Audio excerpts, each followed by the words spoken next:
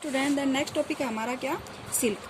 Silk देखो, silk fibres are also animal fibres, यानी कि सिल्क फाइबर, सिल्क जो रेशा होता है, सिल्की रेशा जो होता है वो जंतु से प्राप्त होने वाला रेशा होता है। Silk worm spin the silk fibre, silk worm यानी कि रेशम कीट जो होता है वो रेशम सिल्क का निर्माण करता है। The rearings of silk worm for obtained silk is called sericulture, यानी कि इसे क्या कहते हैं, सिल्क रेशम कीट के द्वारा सिल्क का ओबिडेंट यानी सिल्क वॉर्म के द्वारा रेशम कीट के द्वारा सिल्क का निर्माण करना सेरिकल्चर कहलाता है। The silk yarn is obtained from the cocoon of the silk moth, की सिल्क यार्न रेशम कीड़े के द्वारा कोकून की इसके अंदर एक लाइफ इसकी सिल्क वॉर्म की लाइफ साइकिल होता है, जिसके अंदर हम इसको समझा सकते हैं, समझ पाएंगे इसको कि ये जो प्रोसेस होता है ये कैसे होता है। तो देखो इसमें आगे है कि डिस्कवरी ऑफ सिल्क देखेंगे तब हमें समझ में आएगा कि इसमें कैसे क्या प्रक्रिया होती है। The extent time of discovery of silk purpose now according on the old Chinese legend, the empresses Si Lung Chi was asked by the emperors Mungli tea to find the cases of damaged leaves of mulberry tree growing in their garden। देखो कैसे होता है कि जो silk worm जो होता है ना वो क्या करती है कि जो सहतूत जो होता है, मलबरी ट्रीज, सहतूत का जो पादप होता है उसकी पत्तियों के ऊपर अपना लाइफ साइकिल कंप्लीट करती है, उसकी पत्तियों से ही रेशे का निर्माण करती है। कैसे, the empress found the white some eating up mulberry leaves, क्या करती है कि सहतूत के पत्तों को भोजन के रूप में ग्रहण करती है। See also notice that with spraying shining cocoon around them, और सहतूत के पत्तों को खाने के बाद में एक चमकीले रेशे का निर्माण सहतूत के पत्तों के बाद में ही, खाने के बाद में, ईटिंग करने के बाद में बहुत सुंदर रेशा होता है, सिल्की रेशा जो होता है उसका निर्माण होता है। Accidentally cocoon dropped into her cup of T and A tangle of delicated threads separated from the cocoon. Silk industry began in China and was kept a closing guarded secret for hundreds of years, यानी कि silk industry begin China, यानी कि सबसे ज्यादा जो silk का रेशा तैयार किया जाता है वो चीन के औद्योगिक क्षेत्रों के अंदर किया जाता है। तो आगे है कि silk history of silk moth की हिस्ट्री जो है, इतिहास क्या है, कैसे है वो देखो।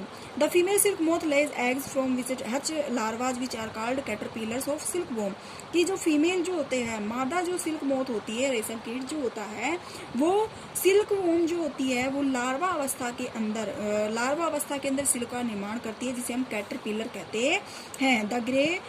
The grow in size and when the caterpillar is ready to enter the next stage of it is life story called pupa, और कैटरपिलर के बाद में जिस स्टेज पर वो नेक्स्ट आगे जाती है, क्या करती है, ग्रो करती है, साइज में वृद्धि करती है, तो नेक्स्ट जो उसकी अवस्था आती है वो क्या होती है, प्यूपा। पहले आ गई कैटरपिलर, उसके बाद में आती है प्यूपा।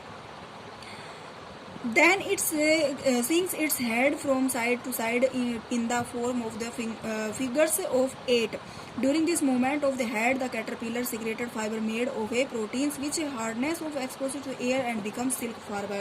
यानी क्या करती है उसके बाद में, प्यूपा अवस्था के बाद में सिल्क का क्या होता है, वो उनका माउथ में से एक राल के जैसा, जो इसे हम स्लाइवा बोलते हैं, स्लाइवा के जैसा एक चमकीला पदार्थ निकालती है, जो बाद में एयर के द्वारा सूख करके सिल्क में परिवर्तित हो जाता है, जिसे हम सिल्क फाइबर कहते हैं। Soon the caterpillar completely cover itself by silk fibres and turn into pupa. The covering is now as cocoon, और इसमें क्या करते हैं उसके बाद में इसको कोकून, जैसे ये दर्शाई हुई ये स्टेज, कोकून के द्वारा इसको कवरिंग कर लिया जाता है। This covering is now cocoon. The फ्यूचरस development of the pupa into moth contain inside the cocoon.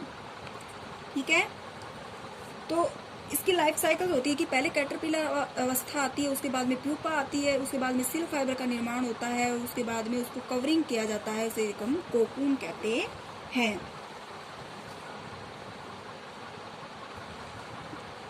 Then next है, ये कंप्लीट हो गया, from cocoon to silk. Cocoon से सिल्क का कैसे निर्माण करते हैं, from obtained silk moth are rearded and their cocoons are collected to get silk threads, यानी कि इसके बाद में जब कोकून हमें प्राप्त हो जाता है तो कोकून से बाद में हम सिल्क प्राप्त करते हैं, यानी सिल्क का रेशा बनाते हैं, किसकी क्रिया के द्वारा, रियरिंग ऑफ सिल्क वॉर्म्स और प्रोसेसिंग ऑफ सिल्क, यानी कि सिल्क वॉर्म से कोकून मिलता है और कोकून के बाद में क्या होता है, प्रोसेसिंग ऑफ सिल्क का निर्माण किया जाता है।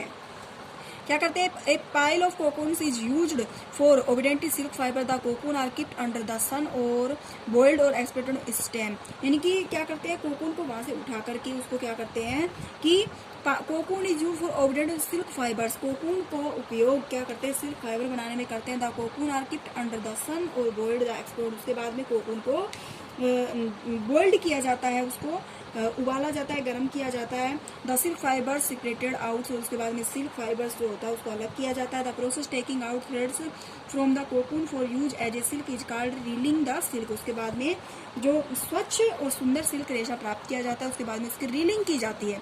Reeling is done by special machine. Reeling जो होती है वो स्पेशल मशीन के द्वारा कंप्लीट की जाती है। Which unwinded the threads of fibres of silk from the cocoon. Silk fibres are then spun into silk threads which are woven into silk cloth by weavers. उसके बाद में रीलिंग करने के बाद में सिल्क जो होता है, सिल्क का रेशा, वो कपड़े को तैयार करने में, कपड़ों को तैयार करने के लिए तैयार होता है। ओके।